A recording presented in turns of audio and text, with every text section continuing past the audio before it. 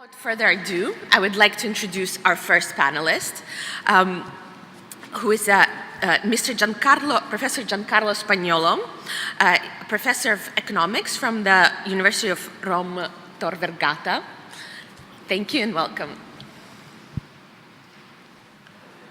So welcome everybody. Thank you, Paolo, for organizing the seventh fantastic conference, and thank you to Gustavo for following up for another amazing conference. So can you start my slides? Can anybody help me with starting the slides? Okay, good. So as usual, I'm the economist, and as usual, I'll try to make things more confused rather than clear. I'm not here to win a case. I'm here to, try to brainstorm a little bit. Okay. The reason why I'm here is also because I've been working in a procurement agencies for 4 years as the head of research of the concept, the Italian Central, as Tommaso suggested the other time, and I know that perspectives from competition policy practitioners and economists are very different from the perspective from people that work in procurement, including economists. So I'll try to put some, meat on this idea. Okay. So the directive hopes to incentivize private actions for a number of reasons, including improving deterrence and so on and so forth. We know that not all the aspects of the deterrence is ideal for that, but at least some of them should help. Bid rigging cases in public procurement are very common among cartels, are not subject to leniency, as we mentioned before. So they need more tools. One would be, for example, improved protection for whistleblowers, rewards for whistleblowers. But one could be increased deterrence through private action. Okay, private is a strange word here. Public-private actions. It's like public-private partnerships. Now we have public-private actions. Okay, and anyway, in theory, it should be easy. Contracting authorities represent all taxpayers, and they're usually one entity. So no free-riding issues. They have a duty from at least in Italy, but I think in other countries, there is a fundamental duty in administrative law that they should actually be working economically, which would imply they should claim damage back as a duty. It depends how you interpret the law, but in my view, is a sound interpretation. And these stakes are large. Each, big cartel, big auctions, one climate, very easy situation, right? Okay. Unfortunately, the situation is more complex because contracting authorities have a lot of different objectives, okay? So if you think about private buyers, a big firm, their main objectives are supply assurance, like making sure that inputs are there when they are needed, in the place they are needed, with the quality needed for the production process, and value for money, which is the price should not be excessive. Public procurement, in addition to supply assurance and value for money, they also have to care for efficiency in the selection of the contractor, integrity and accountability issues linked to corruption, rules linked to WTO and so on and so forth, access to small and medium enterprise and dynamic consideration for the economy. In the European case, also important market integration, European market construction. And now, since nobody has money anymore to do social policy and environmental protection, public procurement also should deal with social inclusion, environment protection, stimulating innovation, and so on. These are all objectives that contracting authorities should pursue at the same time. So you can imagine that damage claims for suppliers might not might not be a primary concern, okay? Given the number of concerns that contracting authorities have to have in front, okay?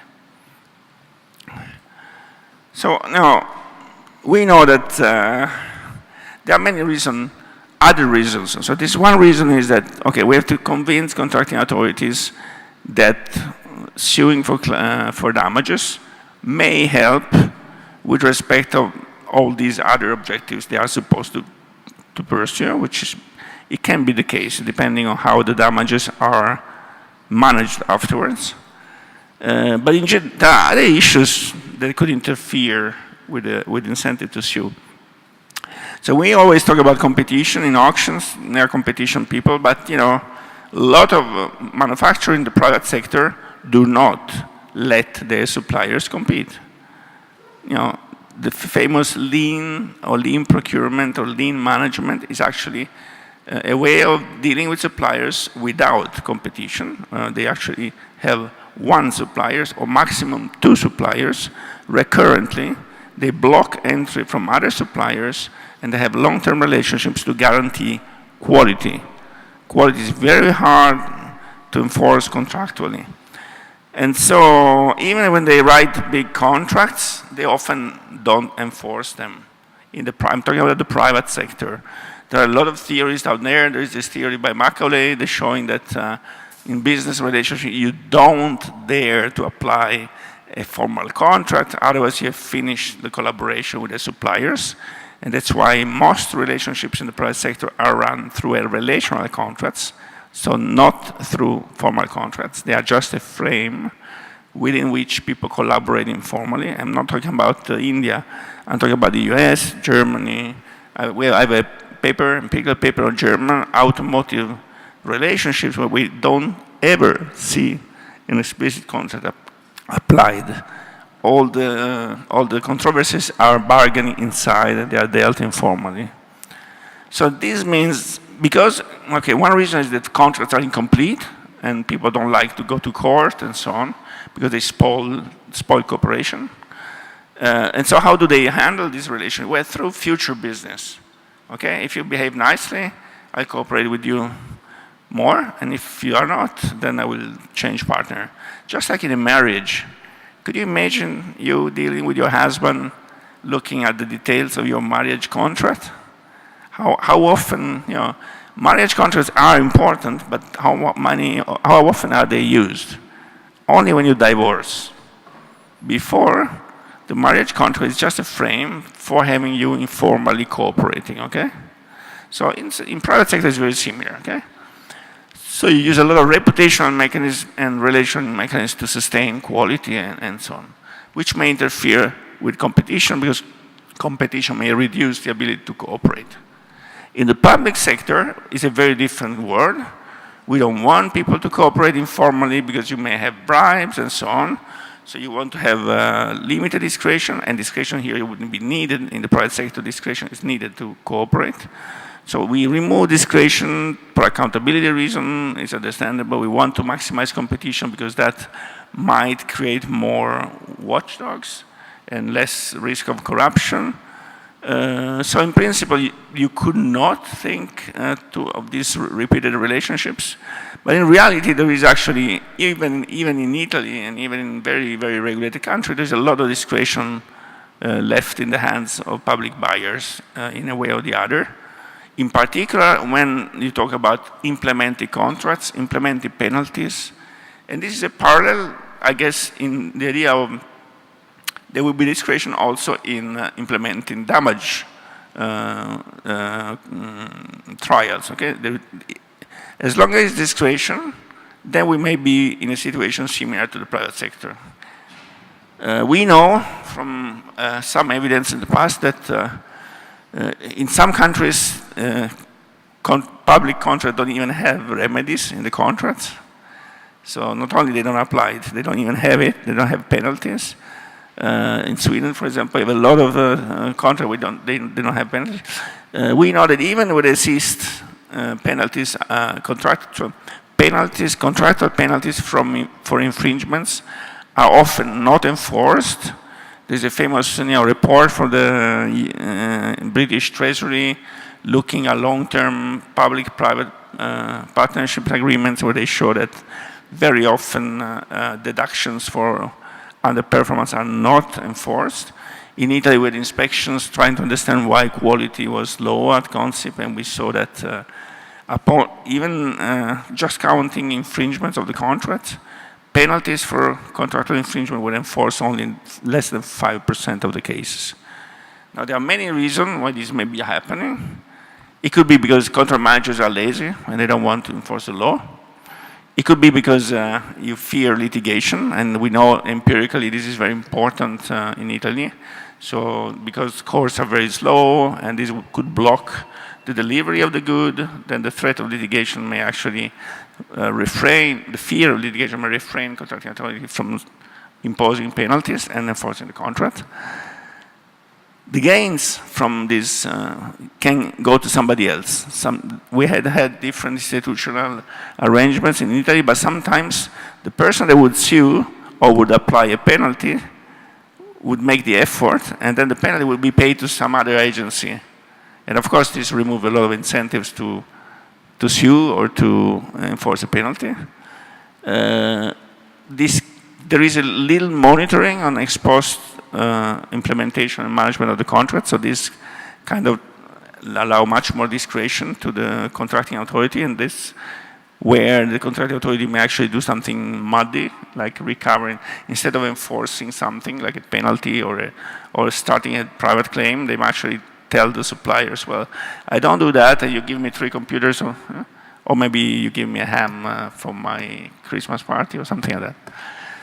Or there may be the fear to spoil the cooperative relationship with your future partners, okay? Because also procurement agencies buys regularly from the same guys, and sometimes this is a kind of cooperative agreements. And if you start quarreling legally, this may spoil a cooperative agreement if you are able to create a cooperative agreement with suppliers. This is the example I had when Tommaso yesterday brought this very nice example of the commission suing elevator producers.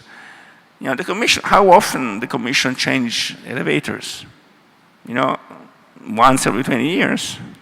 So, you know, suing a supplier that you may want to hear from 20 years after is not a big problem, okay?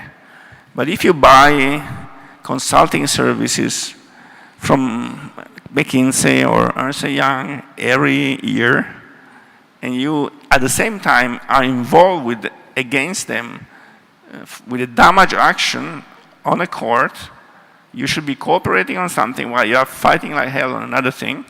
These things may not go along very well, okay? So this, most of you probably know these graphs. So this is the level of quality produced by a publicly regulated firm. It's a paper joined with Francesco De Carolis, one of my former students. What's his name? Pacini. Riccardo Pacini. So this comes from a consulting we did in a public firm. They wanted to increase quality, and they were talking about contractable quality and safety, actually, by the way.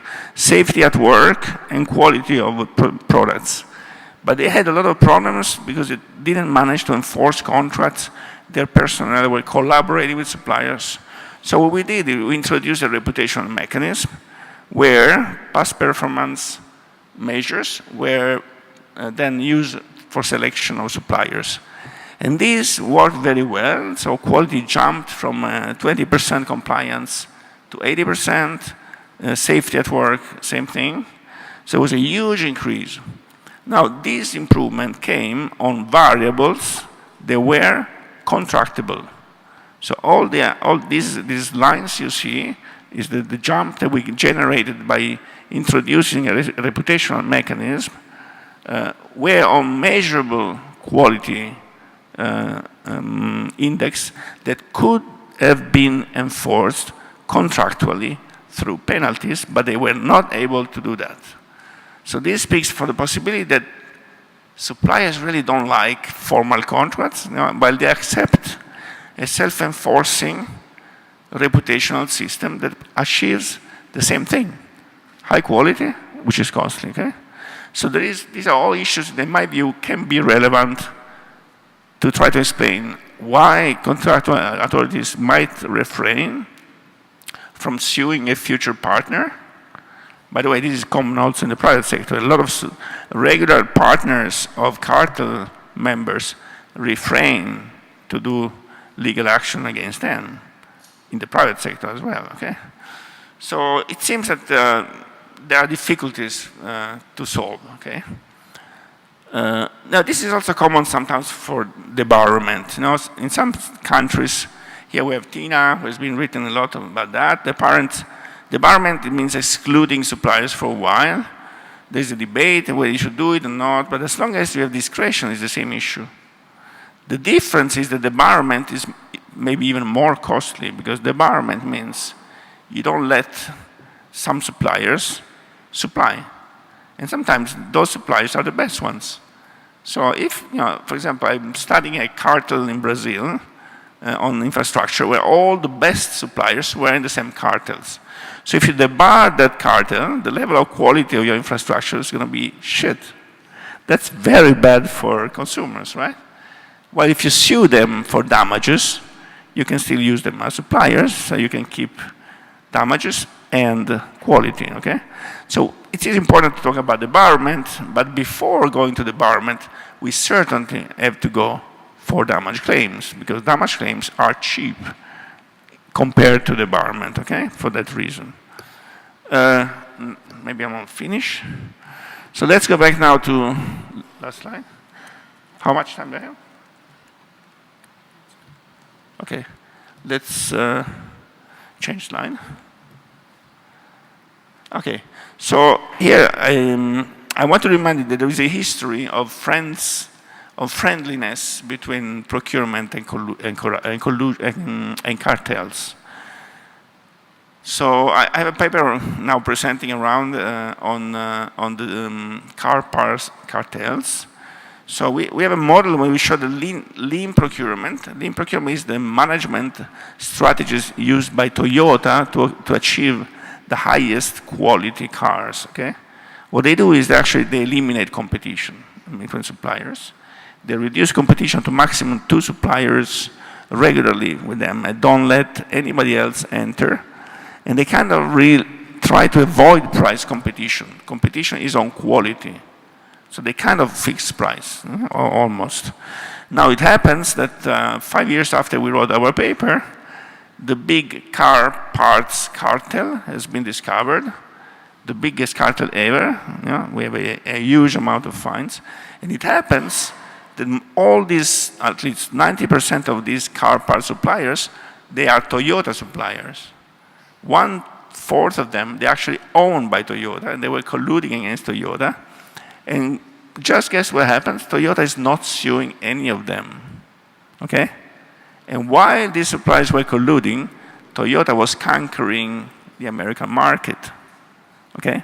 Toyota has been the most successful car producers in the last 30 years while having suppliers colluding.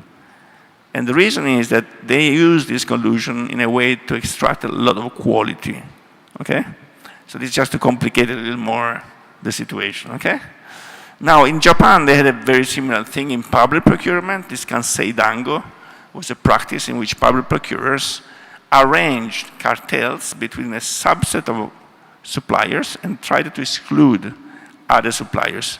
Sometimes there were bribes involved, but most of the stories goes that they wanted to exclude low-quality suppliers.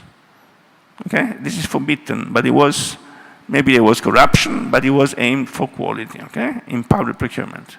So these are other reasons why public procurement agency may actually not be entirely keen in going after full competition and going after damages for long-term suppliers, okay? So let's finish with some, I put into this discussion a lot of problems. Now let's see if some of these problems could be solved and how. So, problem. Suppose that the problem comes from lazy contract managers. The solution is Gustavo, okay? Professionalization, better careers, reputation, good incentive for public buyers. This is a big task. we are into that. But suppose the problem is the fear of expensive litigation. There's little we can do, but making sure that our legal system are a little bit less inefficient than the Italian one. That's not our ability here. Suppose that the problem is that there's discretion, and this discretion is actually used at the contract execution stage. Then you can use administrative law, and in some sense, our high courts could maybe produce some statements or soft law saying that the principle of administrative law that says that you should act economically impose you to sue for damages. And if you don't do, you commit a crime called in Italian danno erariale. If this is clarified, we have solved the problems. We need some judges to think about that. Okay, next slide.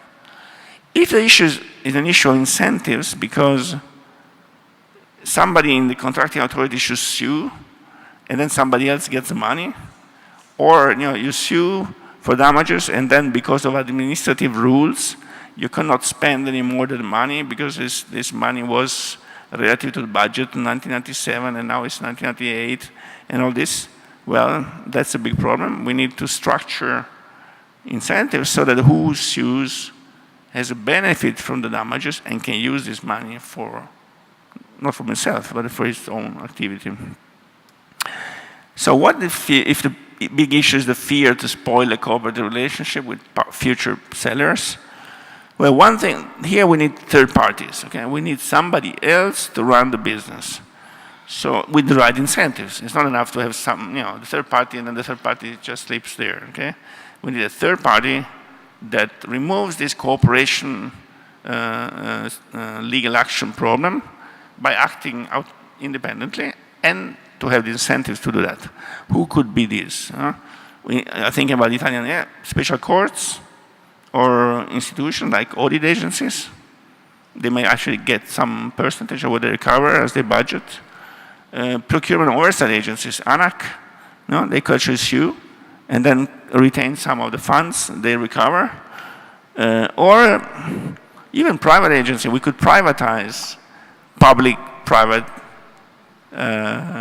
damages. For example, we could actually have auctions for legal firms to get the right to represent the public authorities and get a percentage of the damages, and then maybe then we find that these legal cartels collude, and then we're going to have a case, on the case, and so it will be very funny to hear what happens. But these are, I think, feasible solutions. The problem, if we really want to achieve that, the problem is if we want to achieve that. So I'm done.